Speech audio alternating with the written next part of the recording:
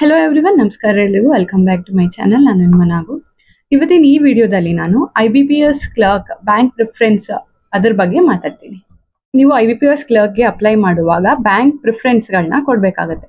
ಅಂದ್ರೆ ಇವಾಗ IBPS under 11 bank ಬರುತ್ತಲ್ವಾ, ನೀವೇನಾದ್ರು ಪಾಸ್ ಆಯ್ತು ಅಂತ ಹೇಳಿದ್ರೆ ನೀವು ಫಸ್ಟ್ ಬ್ಯಾಂಕ್ ಯಾವ್ದನ್ನ ಪ್ರಿಫರ್ ಮಾಡ್ತೀರಾ, ಸೆಕೆಂಡ್ ಯಾವುದು, ಟೋಟಲ್ ನೀವು ರ್ಯಾಂಕ್ ವೈಸ್ 1 to 11 ಬ್ಯಾಂಕ್ಗಳನ್ನ ಅಪ್ಲೈ ಮಾಡುವಾಗ ಕೊಡಬೇಕಾಗುತ್ತೆ. ಅಲ್ಲಿ ಸೆಲೆಕ್ಟ್ ಮಾಡೋ ಆಪ್ಷನ್ ಇರುತ್ತೆ, ಫಸ್ಟ್ ಯಾವುದು, ಸೆಕೆಂಡ್ ಯಾವುದು, ಹಾಗೆ 11 ತನಕ.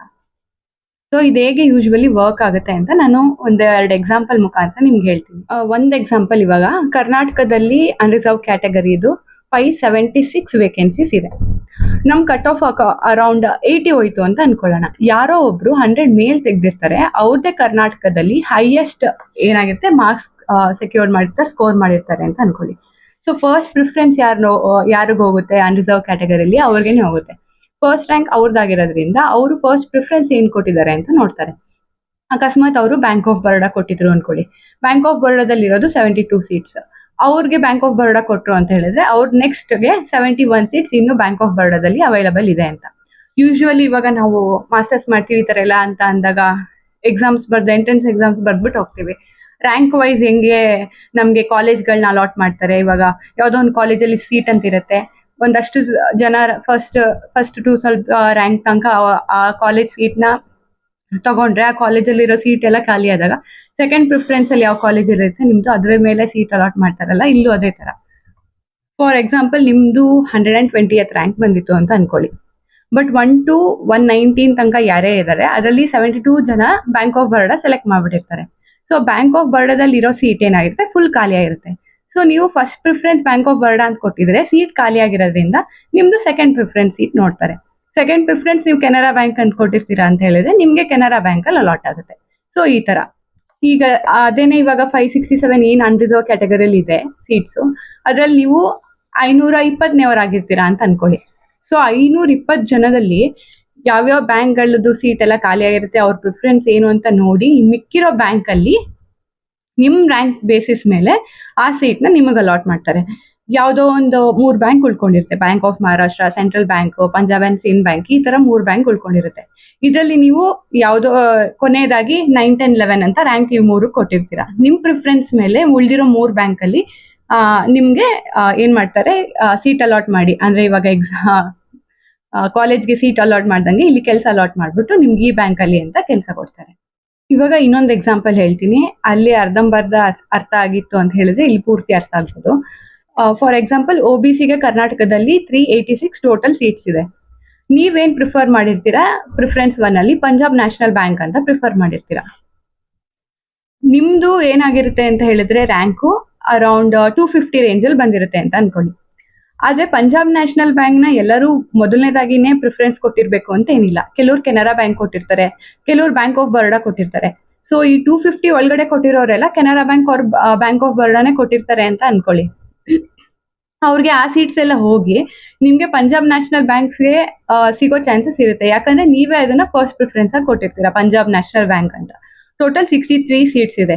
ಅದ್ರಲ್ಲಿ ಅಕಸ್ಮಾತ್ 60 to 62 ಜನ ಪಂಜಾಬ್ ನ್ಯಾಷನಲ್ ಬ್ಯಾಂಕ್ ಸೆಲೆಕ್ಟ್ ಮಾಡಿದ್ರು ಇನ್ ಮಿಕ್ದವ್ರೆಲ್ಲಾನು ಮಾಡಿರ್ತಾರೆ ಅಂತ ಹೇಳಕ್ ಬರಲ್ಲ ಅಲ್ವಾ. ಕೆಲವರು ಕೆಲವರು ಬ್ಯಾಂಕ್ ಆಫ್ ಬರೋಡಾ, ಕೆಲವರು ಕೆನರಾ ಬ್ಯಾಂಕು, ಇಂಡಿಯನ್ ಬ್ಯಾಂಕು, ಈ ತರನು ಸೆಲೆಕ್ಟ್ ಮಾಡಿರ್ತಾರೆ.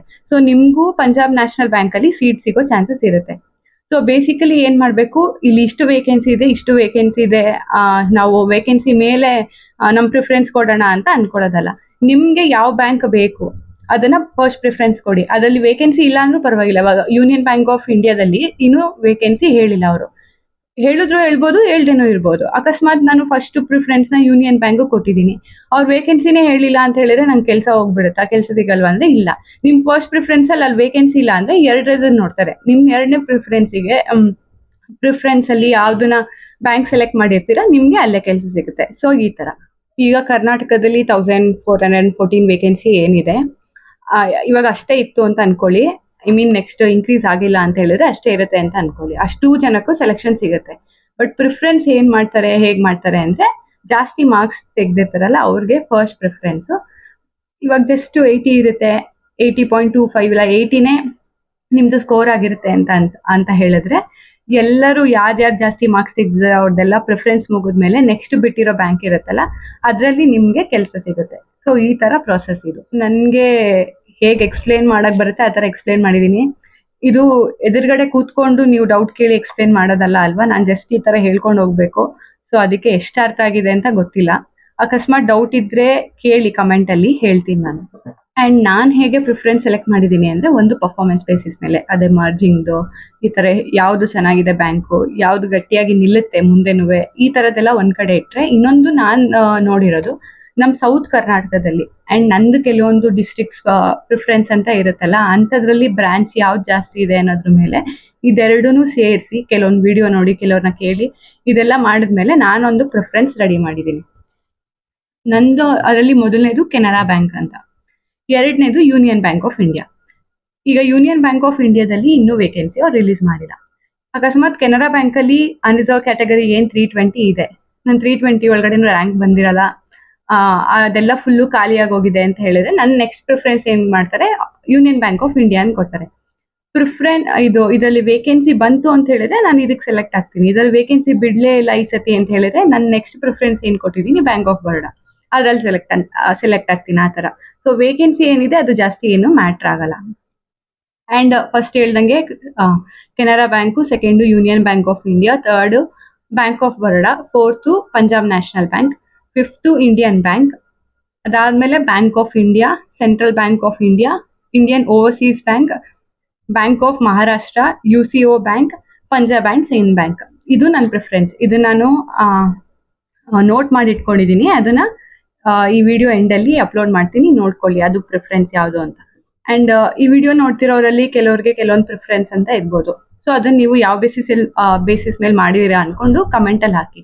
ಸೊ ಈ ವಿಡಿಯೋ ನೋಡೋರ್ಗೆ ಕೆಲವ್ರಿಗೆ ಐಡಿಯಾ ಇರಲ್ವಲ್ಲ, ಅವ್ರ ಕಮೆಂಟ್ಸ್ ಓದಿ ಅವ್ರಿಗೆ ಯಾವ ತರ ಬೇಕು ಅಂತ ಡಿಸೈಡ್ ಮಾಡ್ಕೋಬಹುದು. ಅಂಡ್ ಹಾಗೇನೆ ಅಪ್ಲೈ ಕೊನೆಯ ಡೇಟ್ ತನಕ ಕಾಯಬೇಡಿ. ಇವಾಗ ಒಂದ್ 2-3 ದಿನ ಟೈಮ್ ಕೊಡಿ. ನಿಮ್ದು ಏನೇನ್ ಪ್ರಿಫರೆನ್ಸ್ ಇದೆ, ಏನೇನ್ ಡಾಕ್ಯುಮೆಂಟ್ಸ್ ಬೇಕು ಎಲ್ಲ ರೆಡಿ ಮಾಡಿ ಇಟ್ಕೊಳ್ಳೋದಕ್ಕೆ ಟೈಮ್ ಕೊಡಿ. ಎಲ್ಲ ಏನಂತ ಹೇಳಿದ್ರೆ ನೀವು ಅಪ್ಲೈ ಮಾಡುವಾಗ ಎಲ್ಲ ನಿಮ್ಮ ಹತ್ರ ಇದ್ರೆ ಒಳ್ಳೇದು. ಸೊ ಅದಕ್ಕೆ ಒಂದ್ 2-3 ದಿನ ಟೈಮ್ ಕೊಟ್ಟು ಹೋಗ್ಲಿ. 5th, 6th, 7th ಈ ತರ ಅಪ್ಲೈ ಮಾಡ್ತೀರಾ ಅಂದ್ರೂ ಓಕೆ. ಆದ್ರೆ ನಾನೇನ್ ಹೇಳ್ತೀನಿ ಅಂತ ಹೇಳಿದ್ರೆ 20, 21 ಈ ತರ ಅಪ್ಲೈಗೆ ಅಂತ ಇಟ್ಕೋಬಿಡಿ, ಕೊನೆಯ ಒಂದ್ 2 ದಿನ ಇರೋಂಗೆ ಅಂತ.